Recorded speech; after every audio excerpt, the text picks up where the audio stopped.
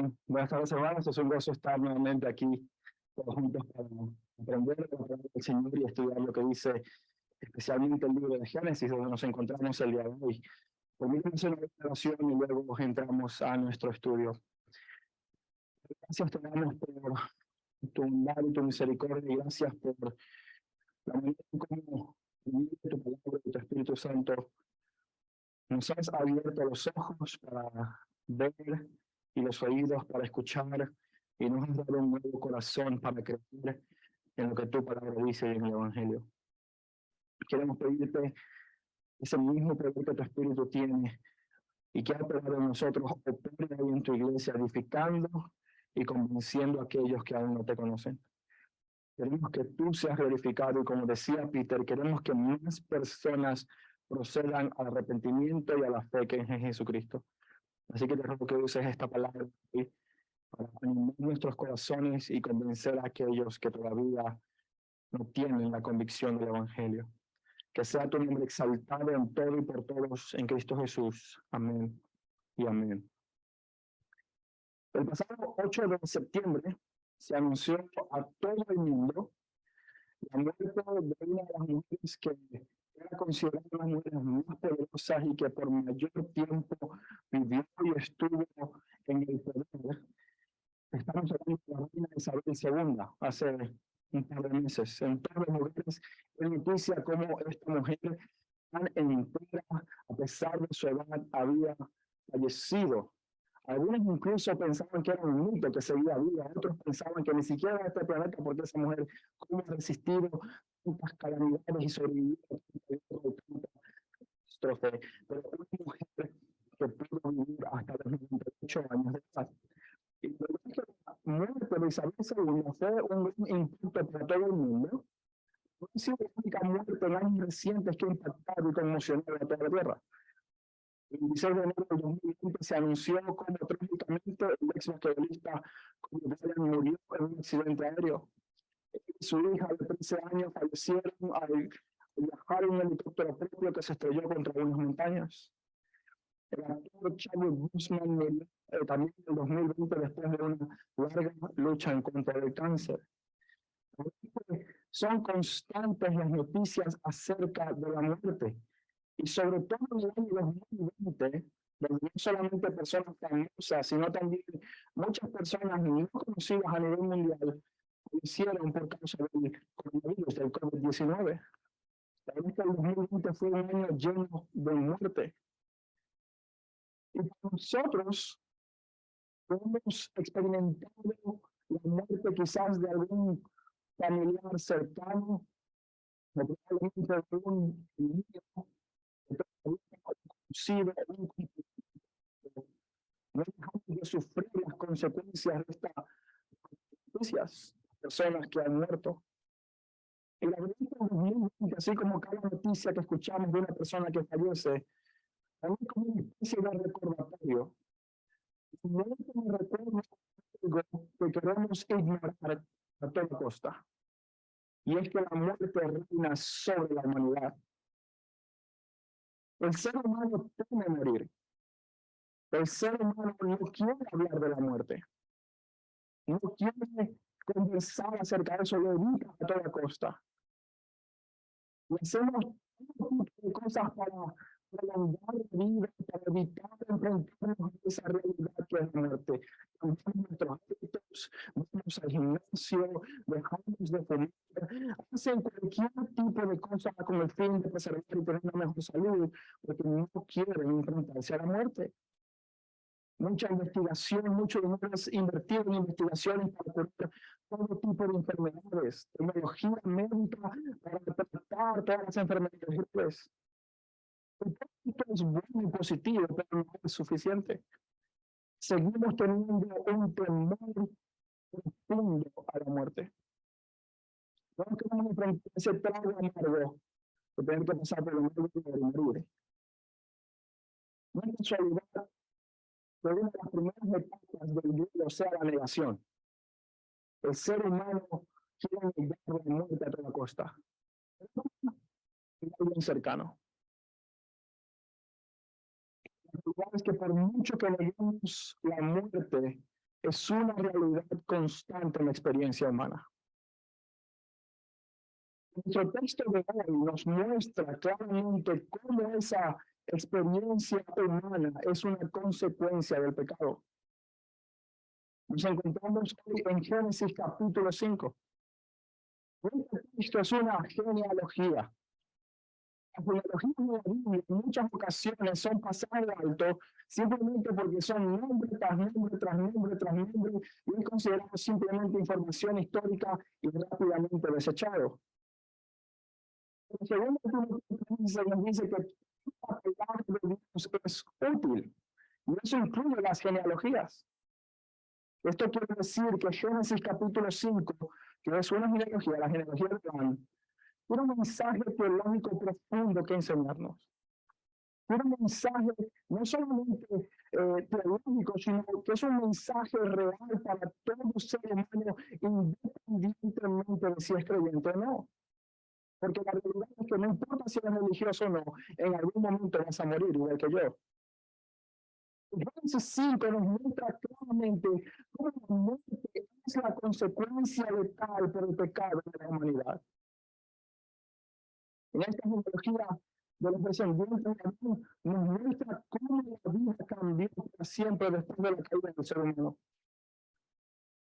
Y ahora que vamos a leer este pasaje, yo te animo a que leas pensando y meditando en cómo la experiencia humana se relaciona con la muerte y cómo lo vemos en este pasaje. Te invito a que me acompañes a Génesis capítulo 5 y vamos a leer todo el texto del versículo 1 hasta el 36. Dice lo siguiente, Génesis capítulo 5 del 1 al 36. Este es el libro de las generaciones de Abraham. El día en que creó Dios al hombre a semejanza de Dios lo hizo. Varón y hombre los creó. Y los bendijo y llamó el nombre de ellos Adán, el día en que fueron creados. Y vivió 130 años y engendró un hijo a su imagen y semejanza, conforme a su imagen, y llamó su nombre Set. Y fueron los días de Adán después que engendró a Set 800 años y engendró hijos e hijas.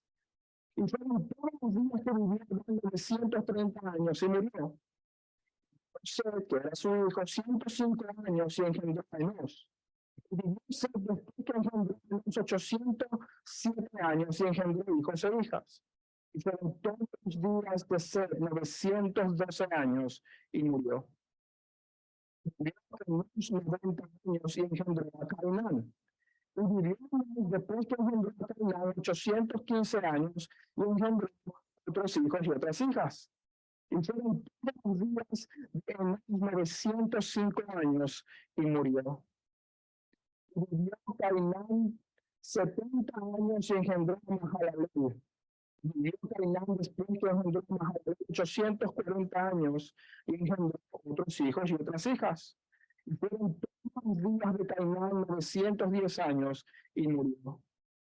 Vivió Mahalalel 75 años y engendró a Jared. Y Mahalalel vivió después que engendró a Jared 830 años y engendró hijos e hijas. Y fueron todos los días de Mahalalel 895 años. Y nuevamente el relato culmina siempre de la misma manera, diciendo, y murió. Versículo 18, vivió Jared 172 años y engendró a Enoc. Y vivió Jared después que engendró a Enoc 800 años y engendró hijos e hijas. Y fueron todos los días de Jared 972 años y murió. Vivió Enoc 65 años y engendró a Matusalén. Y caminó con Dios después que engendró a Matusalén 300 años y engendró hijos e hijas.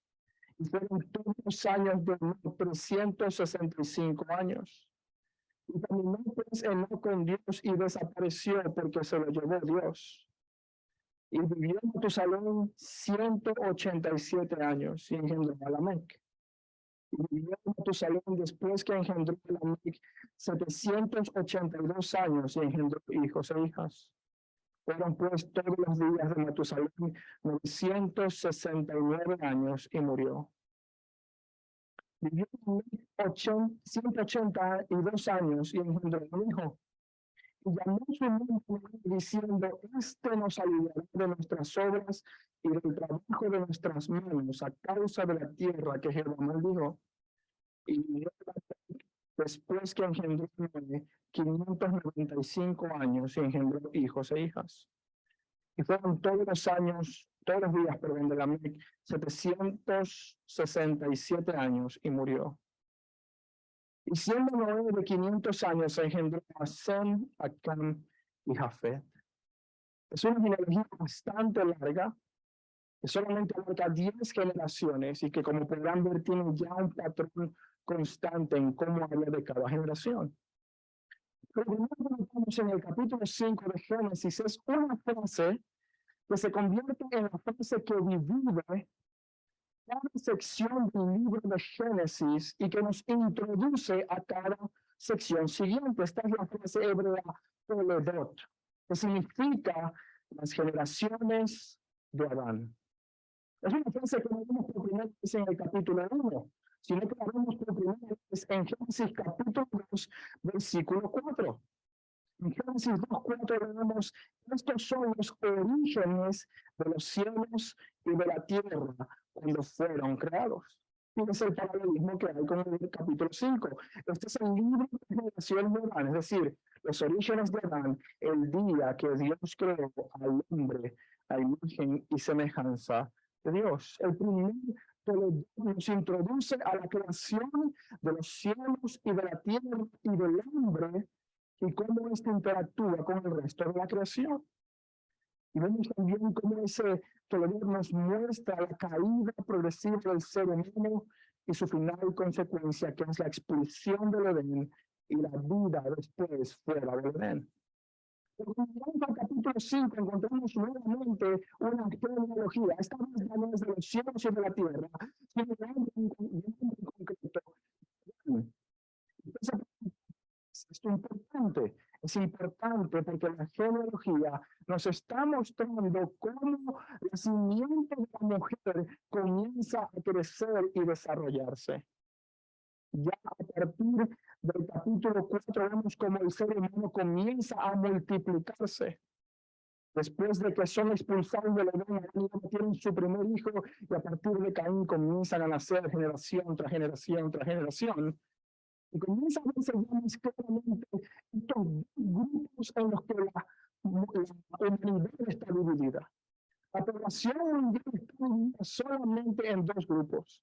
Aquellos que pertenecen a la simiente de la serpiente y aquellos que pertenecen a la simiente de la mujer. Claramente vemos en capítulo 4 cómo la simiente de la serpiente manifestó y escaló su maldad y su pecado.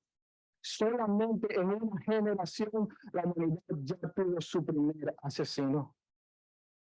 Nos muestra el capítulo 5, es el otro cara de la moneda, como la simiente de la mujer, aquella simiente que vendría a aplastar la cabeza de la serpiente una vez por todas, también crece y se desarrolla. De hecho, si usted va en Lucas capítulo 3, versículos del 23 al 38, usted encuentra la genealogía de Jesús.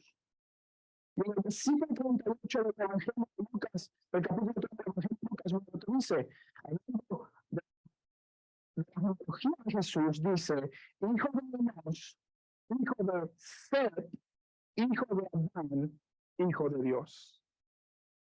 De manera que lo que está mostrando los Génesis 5 es que a pesar de la maldad de la simiente de la serpiente que mató a Abel, Dios preserva un linaje por medio del cual él traería a aquel campeón que vencería a Satanás. Y esa es la línea de Set. En Génesis capítulo 1, versículo 28, Dios le dice a los primeros seres humanos, sojuzgad la tierra, fructificad y multiplicad. Y eso se convierte en una realidad en el resto de la Escritura. A pesar de la muerte de Abel, la historia no acaba allí. La simiente de la mujer no acaba con la muerte del primer inocente.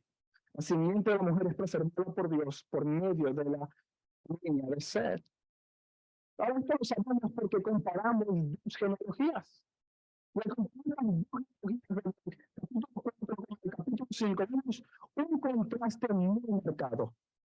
Y este contraste marcado lo encontramos en la manera en cómo se describe cada nacimiento. Génesis 4:1, presta atención a cómo la Escritura describe el nacimiento de Caín. Conoció a Adán, a su mujer, la cual concibió y dio a luz a Caín. Pero si usted lee Génesis capítulo 5, versículos 1 al 3, va a ver que hay una gran diferencia en los énfasis que la Escritura pone en el nacimiento de Seth. Vamos a leerlo nuevamente. Este es el libro de las generaciones de Adán, el día en que creó Dios al hombre, a semejanza de Dios lo hizo. Es interesante que introduzca esa frase en esa genealogía. Ahora escucha lo que dice: varón y hembra los creó y los bendijo y llamó el nombre de ellos Adán el día en que fueron creados. Ahora presta atención a por qué Dios introduce en el texto esa frase. Y vivió Adán 130 años y engendró un hijo a su ¿qué? A su semejanza, conforme a su imagen, llamó su nombre Seth. En la escritura, sobre todo la escritura hebrea, no hay detalles que sean circunstanciales o detalles que sean a la ligera. Cada descripción que encontramos es una intención del autor de mostrar qué es lo que quiere comunicar. Escribieron el nacimiento de Caín, simplemente hablaron de ser un descendiente de Adán. Es enfático el hecho de que al describir a Seth, diga, es creado a la imagen y semejanza de su padre, y su padre no es creado a la imagen y semejanza de quién? Dios. El autor nos está queriendo decir, aunque todo ser humano es creado a la imagen y semejanza de Dios, claramente la descendencia de Caín correspondía a la simiente de la serpiente. Y por medio de la línea de Seth, Dios iba a restaurar su imagen en la humanidad. Cuando un descendiente de Seth, Jesucristo, vino a este mundo, quien es la imagen del Dios invisible. La Biblia claramente dice que todo ser humano posee la imagen de Dios. Varón y hembra, dice, los creó. En el capítulo 5, tanto el hombre como la mujer son creados a imagen de Dios. Y Seth, de manera particular, es aquel cuyo linaje va a traer a que es la imagen de Dios vivo. Ahora, es interesante que dice que nos llamó Adán. Adán y a Eva, a ambos, Dios los llamó Adán cuando los creó. Que es tierra y significa simplemente creado de la tierra.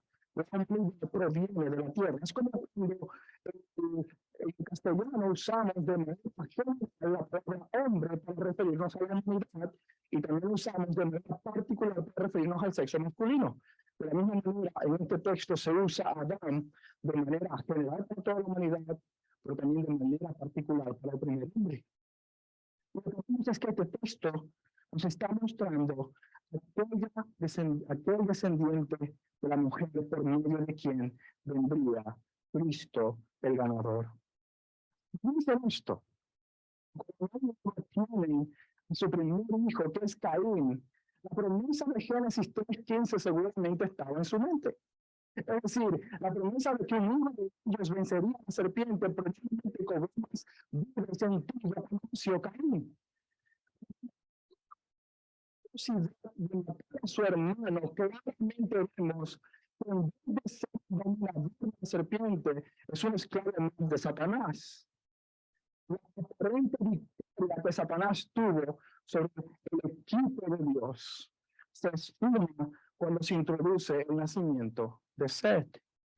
Estos dos relatos no son cronológicos, sino paralelos. Génesis 4 y Génesis 5 ocurren de manera simultánea para mostrarnos cómo crece la simiente de la serpiente y cómo crece la simiente de la mujer. Lo que vemos en Génesis 5 más adelante es que aún las consecuencias del pecado son visibles en aquellos que pertenecen al grupo de los escogidos de Dios. Usted ha notado que cada generación que es descrita sigue el mismo patrón. En primer lugar, se menciona el nombre de la persona, luego la edad de esa persona antes de engendrar, el número de descendiente importante y los años que vivió después de ese descendiente. Se menciona el reconocimiento de los hijos y de las hijas. Se mencionan todos sus años totales y cada una de ellas, excepto una, termina con la misma frase. Y murió. No importa cuántos años haya vivido. Usted verá que la persona que menos vivió 365 años. Que fue Enoch, no experimentó muerte. Pero el resto vivió 800, 700, 900. En mi país hay un dicho que dice que hay gente que es más vieja que Matusalén. Se refiere a esta longevidad de ser humano que vive casi 1000 años. Sin importar cuánto viva, absolutamente todos terminan con la misma frase. Y murió. Algunos de nosotros cuando estamos jóvenes, cuando tenemos 20 años, estamos en la flor de la vida. Y muy pocas veces pensamos, yo tengo 20 años, uno me está mirando como él, no tiene 20 años, no lo tengo. Pero cuando tenía 20 años, que estaba en la flor de la vida, yo pensaba que nunca iba a envejecer. Yo pensaba que iba a poder jugar los partidos de fútbol que yo quisiera, que iba a poder comer todo lo que quisiera sin engordar, que iba a poder disfrutar la juventud para siempre y que nunca llegaría el colesterol en mi vida. Después de 25 me di cuenta que no era verdad. Yo esto como una ilustración de que el ser humano tiene una tendencia a pensar que va a vivir para siempre. El ser humano tiene una tendencia a no prepararse para los días malos. El ser humano tiene una tendencia a pensar que mi situación será actual va a vivir para siempre y que nunca me tendré que enfrentar a la muerte. El ser humano vive como si nunca fuera a morir. Y esa es la realidad. Génesis 5 nos recuerda que por mucho que tú vivas, que por mucho que tú alcances, por cuánta popularidad tú tengas, cuánto dinero tú hayas acumulado, eso no sirve de nada, en algún momento te enfrentas a la muerte. El contraste entre vivió por persona y murió es evidente en este relato. La vida continúa, pero continúa bajo el dominio de la muerte. Ahora, esto no es una sorpresa. No es una sorpresa a la muerte como el efecto dominante después de la caída. Porque el mismo Señor nos dijo que la muerte es un castigo por el pecado. La muerte es una consecuencia de la desobediencia. Esta no es la primera vez que la palabra muerte aparece en la Escritura. Y tampoco lo fue en el capítulo 4 cuando mataron a él. Es que aparece en Génesis capítulo 2, versículos 16 y 17. Dios creando el huerto de Edén y poniendo al ser humano de todo lo que debía comer, de todas sus bendiciones, de todos los deleites que Dios había creado para el ser humano. En ese ambiente perfecto, Dios es quien introduce por primera vez la palabra muerte. Y mira lo que dice. Génesis capítulo 2, versículos 16 al 17. Y mandó Jehová Dios al hombre diciendo, de todo árbol del huerto podéis comer. Escuche bien, mas del huerto de la ciencia del bien y del mal no comerás, porque el día que de él comas, ciertamente morirás. La muerte es introducida por Dios como advertencia al juicio que vendría como consecuencia de la caída. En ningún momento vemos la muerte como parte del diseño original de Dios. De hecho, el ser humano podía comer del árbol de la vida. No podía comer del árbol de la ciencia del bien y del mal. El ser humano podía comer y ser inmortal si le apetecía. Y no era pecado. El problema es que la desobediencia a Dios siempre traía muerte. Toda persona, tanto los buenos como los malos en este mundo, experimentan la muerte. Yo no sé si usted ha tenido este pensamiento alguna vez. Gente que usted conoce, gente con términos humanos, es una buena persona y muere y uno dice, wow, y esta persona que es malo no termina de morirse. Eso de hierba mala nunca muere. Bueno, eso es mentira, la hierba mala también muere. A todo, como dicen por ahí, a todo el mundo le llega su cena, ¿no? Y esa es la realidad, todos morimos. El ser humano se enfrenta a eso, bueno, malo, rico, pobre, estudiado, ignorante, todo ser humano, blanco, negro, gordo, chiquito, bonito, todo va a morir. El mundo se manifestó por primera vez en el asesinato de Abel, pero empezó a reinar después de la caída.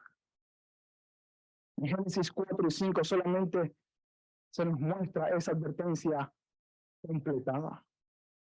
Dios, después de la caída, le dijo al hombre, esta advertencia de la muerte ahora será una realidad en tu vida. Génesis 3:19.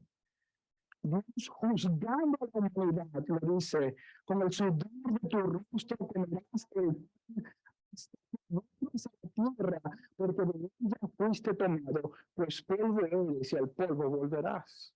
En pocas palabras, vas a morir. Y el apóstol Pablo, reflexionando sobre la muerte y el pecado, mira lo que dice en Romanos 5:12. Por tanto, el pecado entró en el mundo por hombre. ¿Qué hombres se cesaban? Pero el pecado de la muerte, y así la muerte pasó a todos los hombres por cuanto todos pecaron. Absolutamente todo hombre o mujer está sujeto a la muerte. En 1 Corintios capítulo 15, versículo 21, hablando acerca de la resurrección de Cristo, hablando acerca de cómo Cristo venció la muerte, Pablo dice claramente que la muerte entró por el mundo, refiriéndose a Adán y su transgresión. Y este pasaje tan conocido por muchos de nosotros, Romanos 6:23, dice el pecado, la paga del pecado es la muerte. Es decir, el salario del pecado es morir. Siempre es una consecuencia del pecado en forma general. Nada que venga como consecuencia del pecado es parte del diseño de Dios. La muerte es la consecuencia y el juicio de Dios sobre la humanidad que se reveló en su contra. De hecho, en algunas partes en la Biblia, Dios mismo mató personas por su pecado. Y estoy hablando del Nuevo Testamento, Hechos 5, Ananías y Zafira. Personas que desobedecieron a Dios y expiraron. ¿Cuál fue el juicio sobre su pecado? La muerte. Yo no estoy diciendo que cada persona que muere, muere a consecuencia de un pecado en específico. Pero el hecho de que todos morimos es consecuencia de la transgresión global del ser humano en contra de Dios. Hay muchas maneras de enfrentarse a la muerte. Hay muchas perspectivas y muchos enfoques acerca de la muerte que no es la verdad bíblica. Quizás tú tienes una perspectiva materialista diciendo, que hay y después de la muerte no hay nada. Este es el fin de todas las cosas. Pero no tenemos tantas perspectivas como religiones allá. Algunos la muerte es el fin de un ciclo y iniciar otro por medio de la reencarnación. La muerte es simplemente pasar a otro estado físico. Ya no soy físico, no soy otro ente, otro tipo, y me uno a la madre tierra o a cualquier otra cosa. La perspectiva bíblica nos invita a ver la muerte como lo que realmente es, el juicio de Dios por el pecado. Pero no termina allí. La Biblia nos invita a ver la muerte no solamente como el juicio de Dios, sino también con esperanza en medio del dolor. En nuestro texto de hoy, vemos que aunque la muerte está reinando en cada descendiente de Adán, hay uno que rompe el patrón.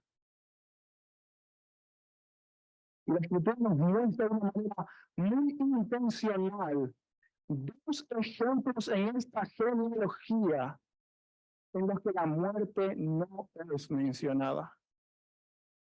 Y la razón por la que la Escritura lo hace no es para establecer una doctrina, no quiere decir que a partir de aquí usted también puede ser traspuesto como lo fue Enoch. Pero sí quiere decir que la muerte no es el que triunfará al final. Si es una esperanza en medio de tanta mortandad, la vida finalmente va a triunfar. Aquí lo vemos en una comparación de dos personajes. El primero lo vemos en el capítulo 5, versículo 21-24. Dice, vivió Enoc 65 años y engendró a Matusalén. Ya entonces para que dijera, y engendró y se murió. Pero mira lo que dice, y caminó con Dios después que engendró a Matusalén 300 años y engendró hijos e hijas, pero no murió. Fueron todos sus años 365 años. Caminó pues Enoc con Dios y desapareció porque le llevó Dios. En medio de una descripción o una lista de puros epitafios, hay alguien que no experimentó la muerte. Esta es la primera vez que vemos Enoc en la Biblia. En el capítulo 4, versículos 16 y 18, Caín tuvo su primer hijo, y su primer hijo fue Enoc. No es el mismo Enoc, son dos Enocs diferentes. Pero son dos personas que comparten un mismo nombre, que pertenecen a dos simientes completamente diferentes. El Enoc cainita, es decir, el Enoc descendiente de Caín, es muy diferente al Enoc descendiente de Set. Dice los versículos 16 y 18 del capítulo 4. Salió pues Caín de delante de Jehová y habitó en la tierra al oriente del Edén, y conoció Caín a su mujer, la cual concibió y dio a luz a Enoc. Y edificó una ciudad, y llamó el nombre de la ciudad del nombre de su hijo, Enoc. Y a Enoc le nació Irad, e Irad engendró Mehujael, y Mehujael engendró Metusael, y Metusael engendró a Lamec. Hay una gran diferencia entre estos dos Enoc. Uno de ellos es el padre de uno de los personajes más infames de la escritura, Lamec. Y el otro disfrutó de una relación íntima con Dios que le llevó a agradar a Dios a tal punto que no experimentó la muerte. Lo que la gente de Dios nos está diciendo no es que debamos procurar evitar la muerte, sino que la muerte no tendrá el último voto, no tendrá la última palabra. La expresión hebrea caminó con Dios denota una relación de estrecha intimidad, casi una amistad con Dios. Es la misma frase que se usa en Génesis 6:9 para describir a Noé. En Génesis 6:9, cuando habla de las generaciones de Noé, lo describe como un justo, perfecto en sus generaciones, con Dios caminó Noé. Y fíjense el paralelismo, dos personas de las cuales esta genealogía no menciona su muerte. ¿Para qué quiere decir esto? Que si tú tienes suficiente intimidad no vas a morir. No, todos vamos a morir, pero la muerte segunda no la vamos a experimentar. La muerte física la sufriremos. Pero la relación con Dios siendo reconciliada nos lleva a que después de la muerte entremos en la vida eterna. Hebreos 11:5 nos dice que por la fe Enoc fue traspuesto al mundo de muerte y no fue hallado porque lo traspuso Dios y antes que fuese traspuesto, escuche bien, tuvo testimonio de haber agradado a Dios. El ser humano solo puede agradar a Dios cuando está por medio de Jesucristo reconciliado con el Padre. De modo que Enoc se pica, no experimentó la muerte, enfatizando que la línea de Set pertenece a la línea de la mujer, mientras que el Enoc cananita dio a luz a Lamec, uno de los más infames del libro de Génesis. Y eso nos lleva a nuestra segunda comparación, precisamente Lamec. Génesis 5:29-31 nos muestra cómo un descendiente de Set, también llamado Lamec, fue el padre de Noé. quiero que usted simplemente note la diferencia en cómo estos dos hombres se expresan al hablar. Porque en las genealogías, estos son los únicos dos hombres de los que se registra que dijeron algo. Pero Lamec, hijo de Caín, expresó su maldad por medio de la poesía. Lamec, hijo de Sed, expresó su anhelo de alivio y reposo en Dios. Miren lo que dice el texto. Capítulo 5, versículo 28. Vivió Lamec 182 años y engendró un hijo. Ahora fíjense lo que dice. Y llamó su nombre Noé, diciendo: esto nos aliviará de nuestras obras y del trabajo de nuestras manos a causa de la tierra que Jehová maldijo. Estas palabras de este Lamec denotan un deseo de esperanza y alivio. Pero como todo compara con las palabras de Lamec, hijo de Caín, en Génesis capítulo 4, versículo 23, mire cuán diferentes son las palabras de cada uno. Dice: dijo Lamec a sus mujeres, Ada y Sila, oíd mi Dios, mujeres de Lamec, escuchad mi dicho, pero una para mi vida. ¿Qué está pensando? Su violencia, su ira, su deseo de venganza, su maldad, su pecado. Mientras que el otro nos muestra el deseo de alivio y reposo que quiere encontrar en Dios. Una gran diferencia en cómo se expresan, y esto nos habla de cada grupo al que pertenece cada uno. Amigo, esto simplemente nos muestra cómo la muerte aún sigue siendo la experiencia normal para todo ser humano. Aún en medio de la esperanza que vemos en este texto, la muerte sigue siendo una realidad para ti y para mí. Todos en algún momento nos llegará tarde o temprano. Todos moriremos sin importar la edad que tengamos. La única razón por la que esto nos aterra es porque en nuestros corazones sabemos que después de la muerte debemos enfrentarnos a nuestro Creador. Por mucho que lo queramos negar, sabemos que negamos al Creador porque no queremos enfrentarnos al juicio moral que viene después de la muerte. Hebreos capítulo 27 y 28 dice: y de la manera que está establecido para los hombres que mueren una sola vez y después de esto el juicio.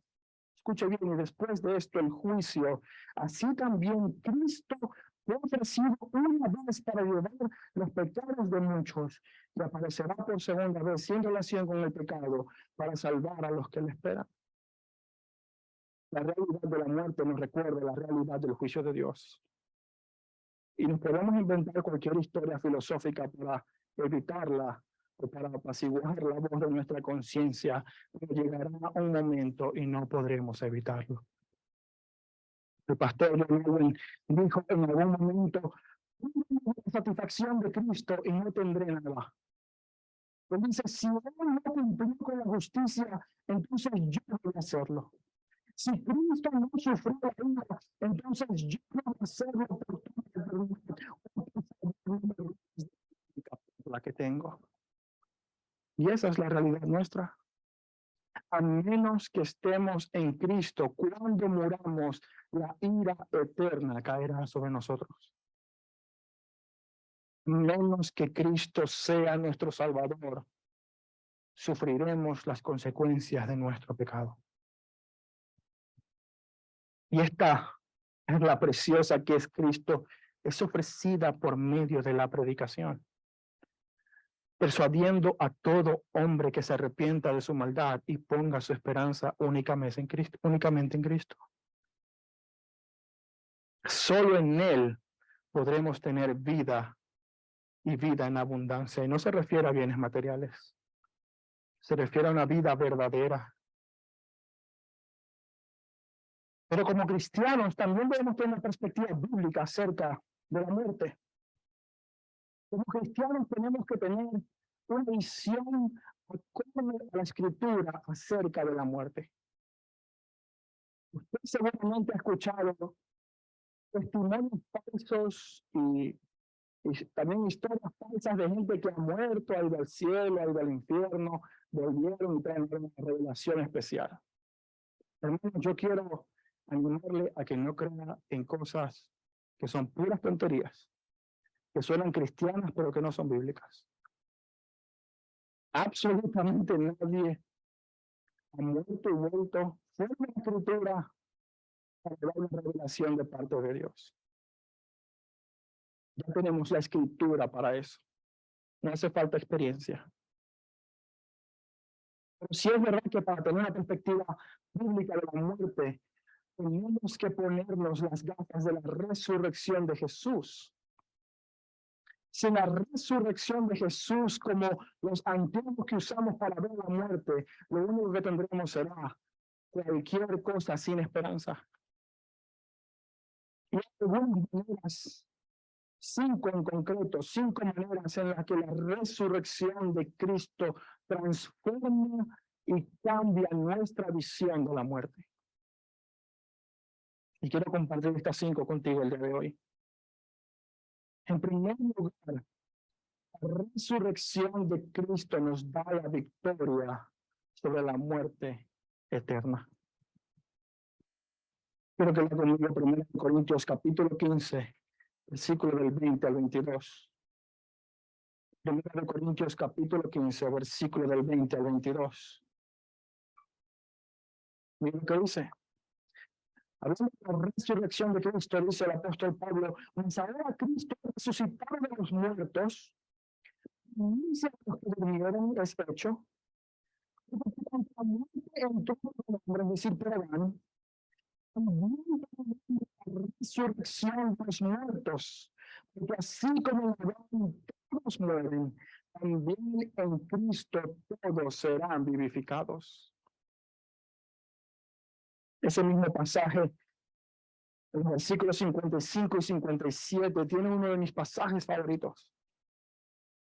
Mira cómo describe Pablo la muerte a la luz de la resurrección de Cristo. Pregunta de manera retórica, ¿dónde está el Gijón? Hijo de la muerte. ¿Dónde está tu sepulcro, tu victoria? Sobre tu autoridad.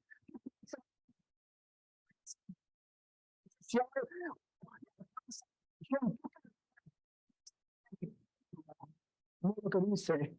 Bajo el Gijón sin pecado, mas gracias sean dadas a Dios que nos da victoria por medio de nuestro Señor Jesucristo. En Génesis 5 vemos la experiencia humana sujeta a la muerte. El apóstol Pablo y toda la vida nos muestra que la muerte no será el que triunfe, o la que triunfe.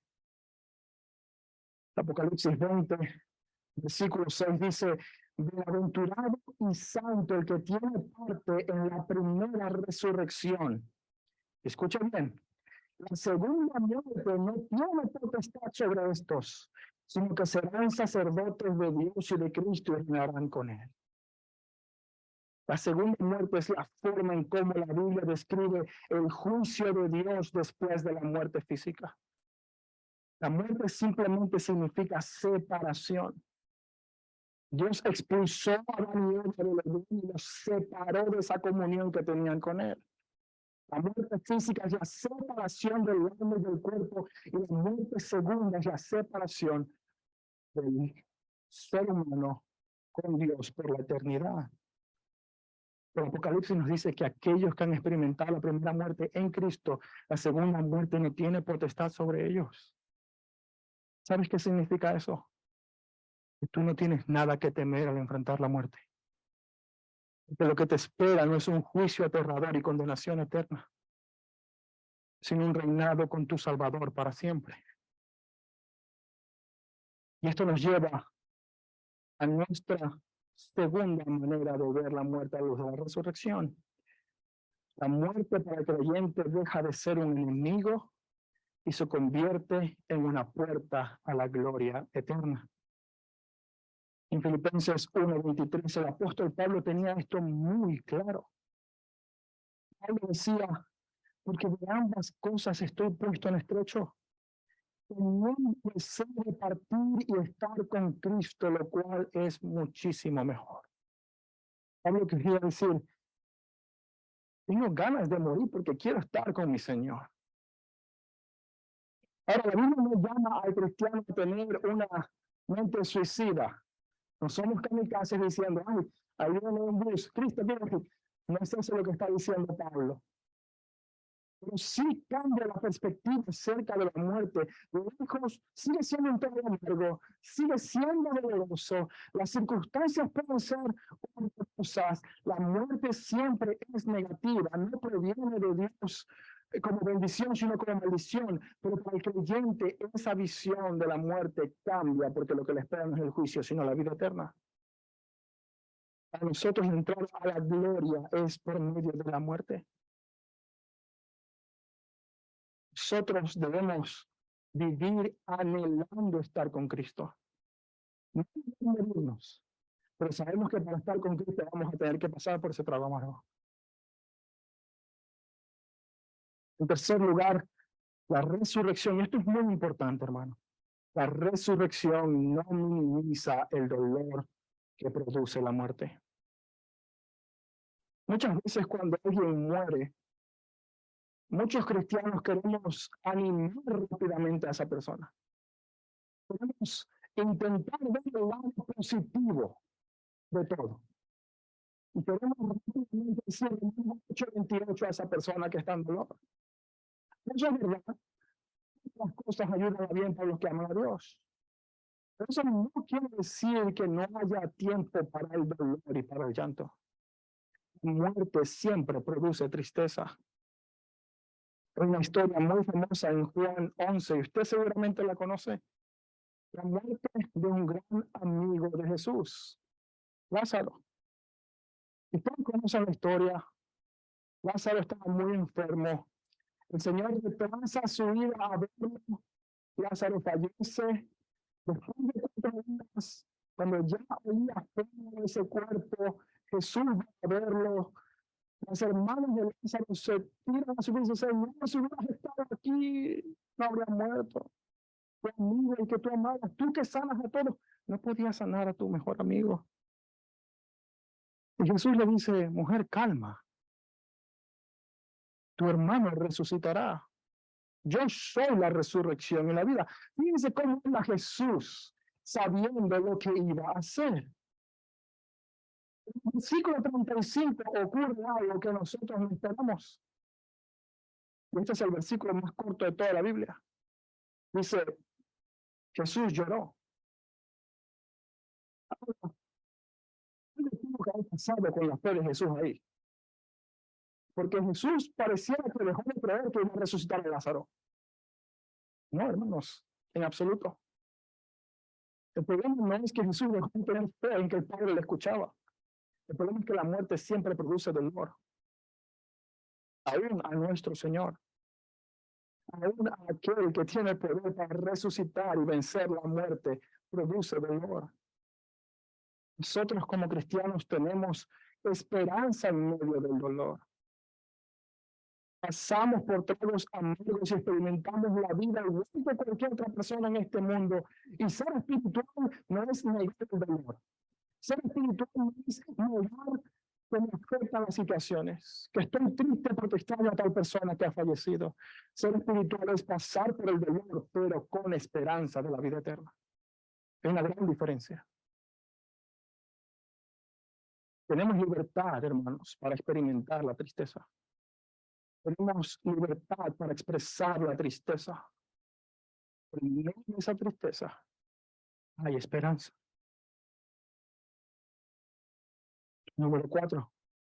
La resurrección hace que nuestro trabajo valga verdaderamente la pena. Hay un texto en Lucas 12:20 donde un hombre rico acumula y acumula y acumula riquezas. Para seguir acumulando riquezas y acumulando riquezas y acumulando riquezas. Y dice el Señor, necio, esta noche viene tu alma, lo que es previsto de quién será. Mateo capítulo 6, versículo 33 dice, no hay para vosotros tesoros aquí en la tierra, donde todo perece, absolutamente perece. Primero dice que la vida del hombre es como una flor que no está desarrollada. Absolutamente todo lo que el hombre construya en este mundo va a desaparecer. No importa cuánta fama tengas.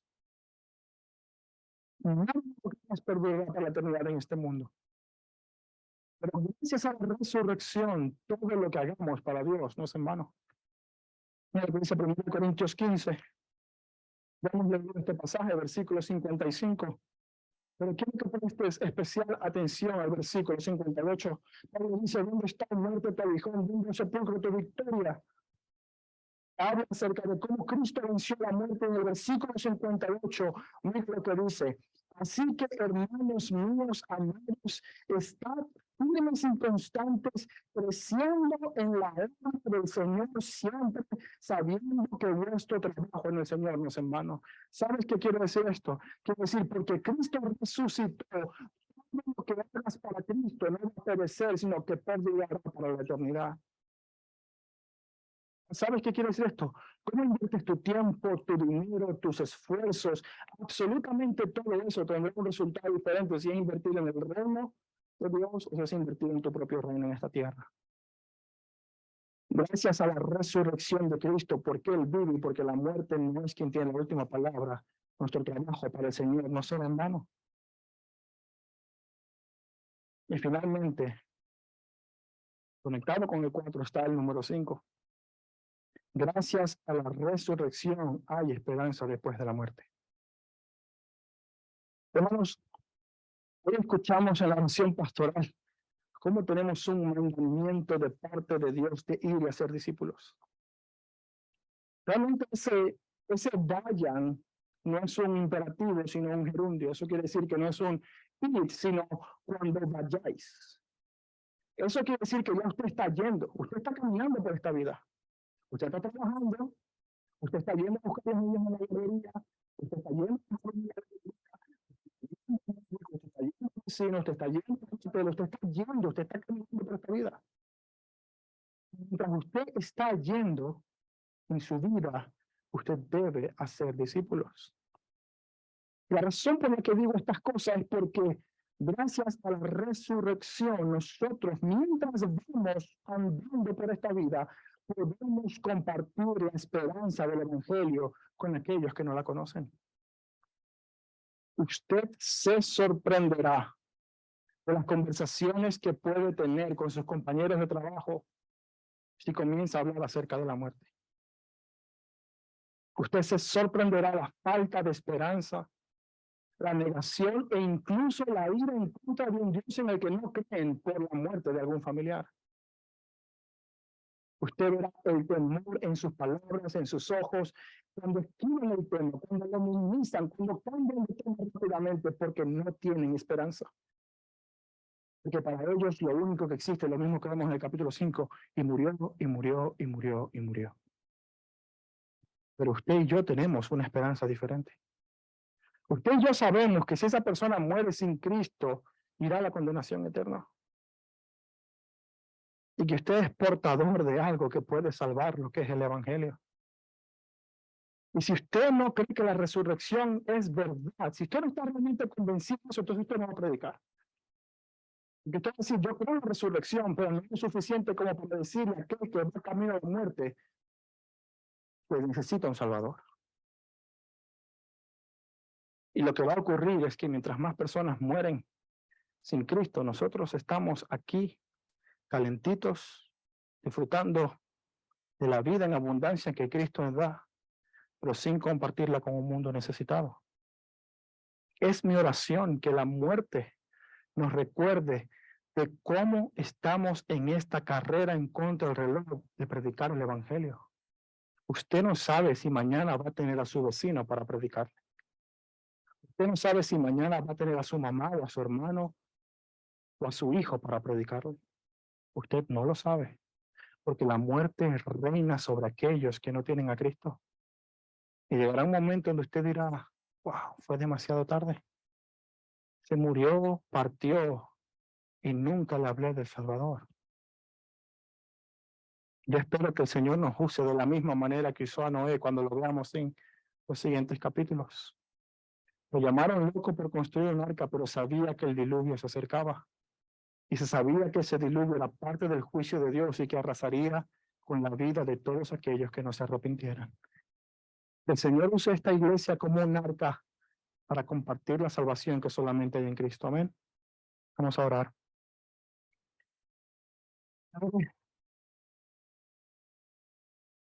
Es un hecho que todo ser humano en algún momento va a morir y estar cara a cara contigo. Es un hecho que la muerte sigue de alguna manera dominando la experiencia humana. Pero gracias a tu palabra, Dios, sabemos que hay una esperanza que sobrepasa la muerte. Sabemos que Jesucristo venció la muerte una vez por todas. Esa promesa que tú hiciste en Génesis 3:15, de que un descendiente de la mujer aplastaría la cabeza de la serpiente, se cumplió en la cruz. Y así como Jesús dijo, yo doy mi vida por mis ovejas, tengo el poder para dar, pero tengo el poder también para recuperarla. Él es poderoso. Él venció a la muerte. Él sufrió la ira y el juicio eterno para satisfacer la ira justa, para darnos a nosotros vida en abundancia. Yo quiero pedirte, Dios, que podamos andar en esta vida entendiendo la victoria que tenemos sobre la muerte. Tengamos un profundo anhelo de estar contigo por la eternidad, aunque eso signifique tener que morir. Entendamos que en ti nuestro trabajo no es en vano, sino que la muerte puede acabar con todo, menos con tu reino. Que compartamos con aquellos que sufren y que lloran y con los que no tienen esperanza el Evangelio. Porque tú quieres que todos procedan de muerte a vida y te conozcan y vengan a la verdad. Así que usa esta iglesia para proclamar que en medio de tanta mortandad hay victoria y vida en Jesucristo. Para tu gloria y honra, en Cristo Jesús oramos. Amén. Amén.